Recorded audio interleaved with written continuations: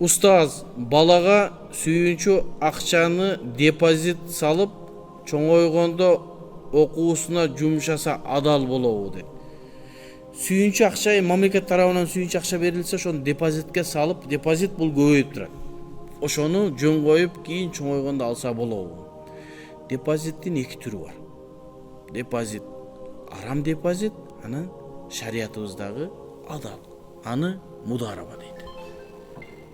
Азыркы мезгилде көптөгөн банктарда ислам терезелери ачылган. Ошол жерде азыр мен ошол М-банкка советке, исламий советке ошол жерге мүчө болдум. Ошол жерде биз маселелерди карап, мурабаха, рассрочка, азыркы биринчи маселе, рассрочка, шарият жолу менен элдерге рассрочка. Барып бир нерсени аласың, банк сенден сатып алып берет, машина алганы бардыңыз, машинени сизге банк сатып алып берет дагы. Өзүнүн баасы $10.000 болсо, банк ошого өзүнүн акчасын кошот. Сага сен 3 жылда төлөп бересиң аны, бөлүп. Машинени айдап жүрө бересиң. Банк сага ошол сага 3 жылга бөлүп берүүгө мүмкүнчүлүк бергендиги үчүн өзүнө акы алат. $10.000 машинени $12.000 сатуусу мүмкүн. Аны эсептейт, айда өзүнчө эсеп бар. Анан ошентип алсаңыз, шариятка ылайык, ошону биз карап чыгып атабыз, иншалла жакшы болот. Эми ошондой депозит азыр бизде мудараба деген нерсе бар. Акчаңызды саласыз.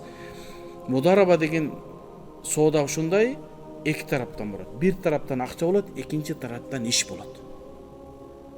Мен акчаны гана беремин, башка адам аны иштетет, анан түшкөн, пайда болгон акчаны келишимдин негизинде бөлүп алат. Бул мудараба. Шариятыбызда уруксат болгон соода. Мен мисалы үчүн азыр соода кылганга мүмкүнчүлүгүм жок. Акчам болсо мударабага берип коем, өзүм сабак берип жүрө берем, бирөө иштей берет, түшкөн акчаны келишимдин негизинде кээ бөлүп алабыз. Эгер күйө турган болсо чогуу күйөбүз. Бирок ошол күйгөндү да каралат. Эмне себептен күйдү? Амрун самауийин, сактануусу мүмкүн болбогон бир ишке башуруп анан банкрот болдубу же кышта майка сатып алып келип алдыбы? Каралат. Эгерде иш кылуучу адам туура тадбир кылбастан болсо, аны ишчи жооп берет. Бирок жолдо кетип машина күйүп кетти, товар. Бир нерсе болду, авария болду. Андай мезгилде кырсык да тең.